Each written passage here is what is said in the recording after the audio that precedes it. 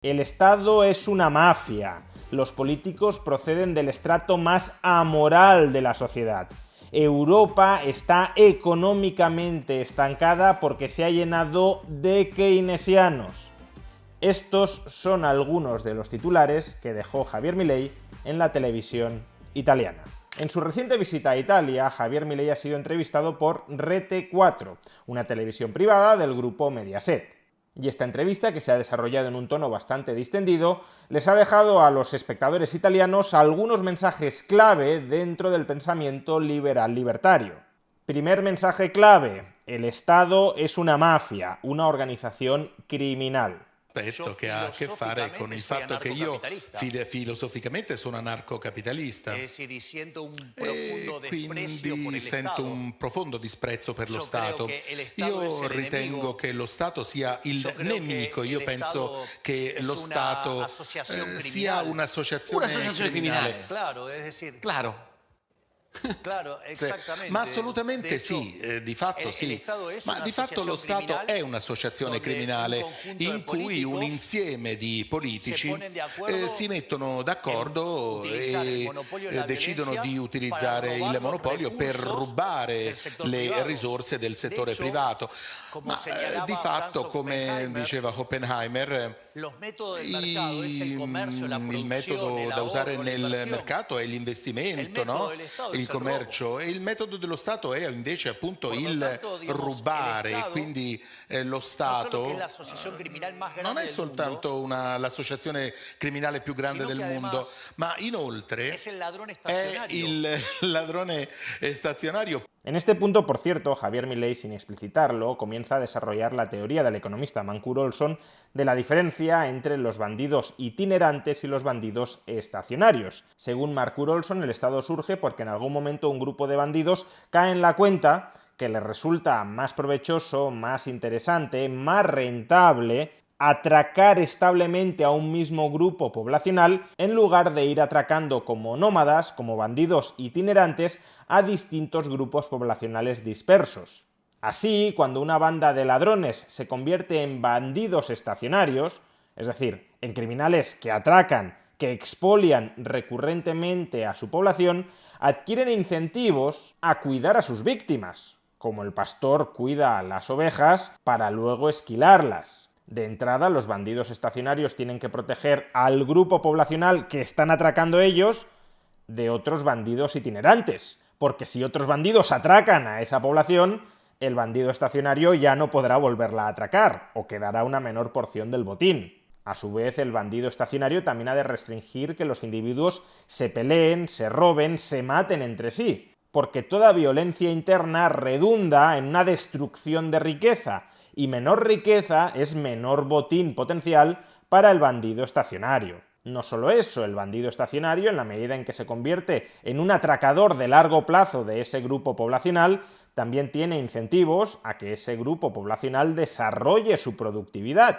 porque cuanto más ricos sean los ciudadanos a los que atraca estructuralmente, mayor será su botín. Por tanto, el bandido estacionario puede tener incentivos a suministrar determinados bienes públicos dentro de ese grupo poblacional para aumentar su productividad y por tanto el botín del que se puede apropiar, y también tiene incluso incentivos a comprar voluntades, por ejemplo a través de redistribuciones de renta dentro de ese grupo poblacional, para legitimar a largo plazo su expolio sobre esa población. Pues bien, cuando Javier Milei dice que el Estado es un bandido estacionario, está haciendo referencia a esta importante teoría de Mancur Olson, che por cierto ya tratamos en un video anterior.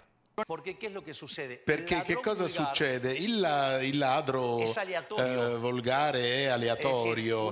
Le propongo al pubblico che pensi Io la cantità di propongo al pubblico di pensare a quante volte le persone sono state attaccate da un ladro negli ultimi anni, no? Una volta, due volte, forse, è stato un disastro, magari 5 volte, ma ogni volta che vai a comprare qualcosa in un luogo ti sta rubando lo Stato tramite le tasse, no? Quindi lo Stato ti ruba tutti i giorni. Segundo mensaje fundamental: los políticos no son el reflejo, no son el espejo de la población.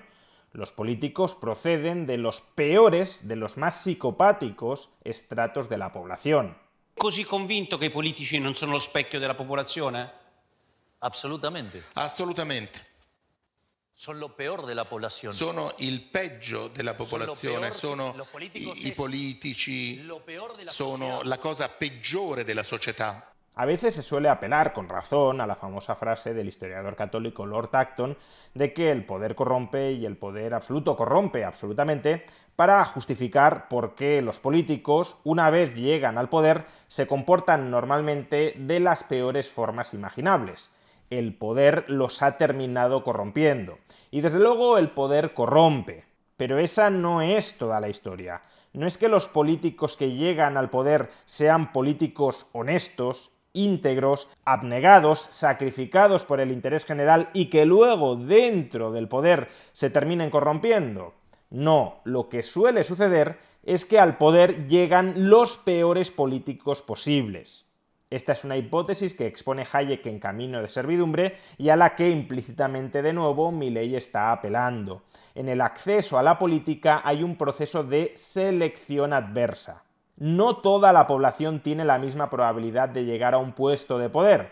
Quienes tienen una mayor probabilidad de acceder a puestos de poder son aquellos que sean más hábiles mintiendo, manipulando, traicionando, confabulando, pisoteando, que tengan en el fondo muy pocos escrúpulos morales, que antepongan su ambición personal a cualquier otra consideración, que estén dispuestos a ensuciarse las manos tanto como sea necesario para eliminar a otros competidores políticos que tengan algunos mayores escrúpulos que tú. Ser ruin en política es una ventaja competitiva y por tanto los más ruines tienden a ser los que llegan al poder. No es que el político no refleje nada de la sociedad que lo ha elegido, desde luego, pero tampoco pensemos que el político es el ciudadano promedio de esa sociedad.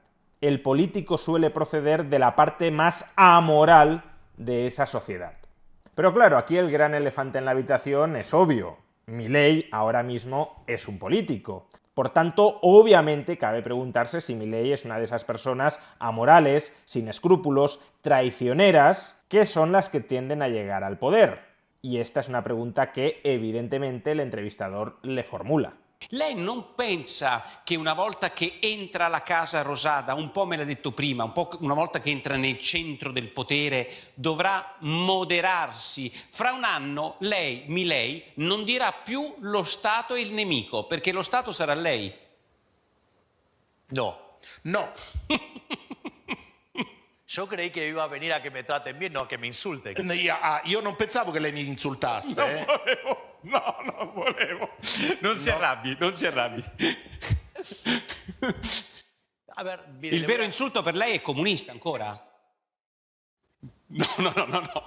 Pese al intercambio jovial y bromista, Milley no llega a responder verdaderamente a esta cuestión, a la cuestión de si Milley, siendo Estado, es igual a todos los políticos que le han antecedido. Y en cualquier caso, aunque Milley hubiese respondido, aunque hubiese tratado de argumentar por qué no lo es, Milley podría estar manipulándonos como un político muy experimentado. A la hora de la verdad será el paso del tiempo quien nos dirá si Milley es una excepción, una excepcionalidad, algo que ha conseguido infiltrarse en el sistema para destruirlo desde dentro, como él mismo dijo en esta entrevista. Io mi sono reso conto che l'unico modo che c'era di evitare io entrare nel sistema e dinamitare il sistema dall'interno. Cioè lei è presidente per distruggere il sistema.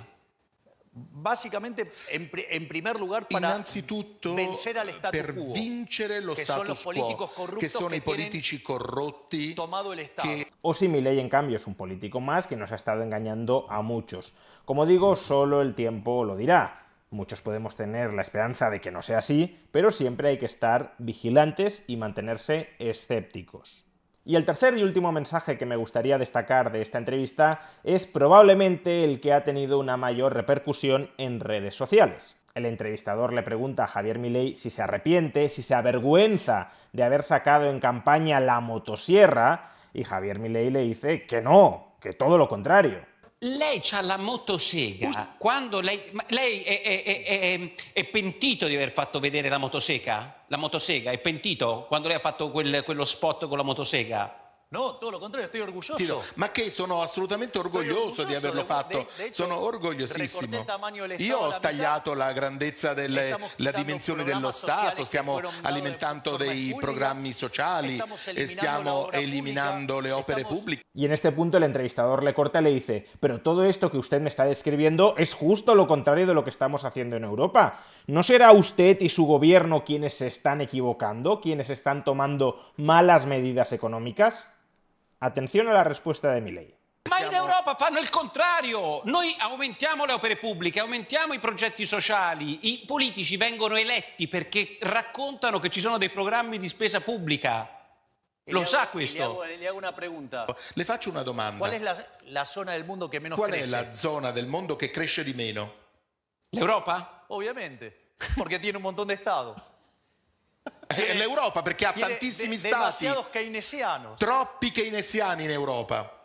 Lo que hay que entender es Bisogna que capire el bene programa che il programma keynesiano, el keynesianismo, Keynes creó il fatto è la che il teoría general keynesianismo dice es che una teoría creada en favor de è una políticos teoria mesiánicos y creata ladrones y per corruptos. dei politici messianici e ladri, cioè dei corrotti. Más allá de lo que en la jerga de las redes sociales podríamos llamar el zasca de Javier Milei al entrevistador, es curioso como desde Europa queremos darle lecciones a todo el mundo sobre cómo crecer, sobre cómo impulsar el crecimiento económico de sus sociedades, cuando efectivamente Europa es una región estancada económicamente. Es verdad que es una región rica, diferencialmente rica, pero porque en el pasado crecimos mucho, y en el pasado crecimos mucho con gobiernos bastante más pequeños que los actuales.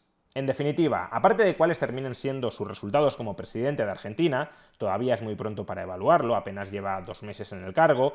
Es verdad que hasta el momento ya ha tomado decisiones muy valientes y muy bien orientadas, a pesar del bloqueo legislativo para que éstas no terminen saliendo adelante, pero en cualquier caso todavía es muy pronto para juzgar cuáles van a ser los resultados económicos, políticos y sociales de la presidencia de Javier Milei, pero aparte de esta tarea fundamental como reconstructor de los fundamentos institucionales de Argentina, Javier Milei está desarrollando, tanto en Hispanoamérica como ahora en Europa, una labor impagable de difusión, de divulgación de las ideas liberales libertarias. Ojalá las sociedades europeas se inspiren un poquito por estas ideas y en lugar de aferrarse a la socialdemocracia existente o de girar hacia el nacionalismo fascistoide, den una oportunidad al liberalismo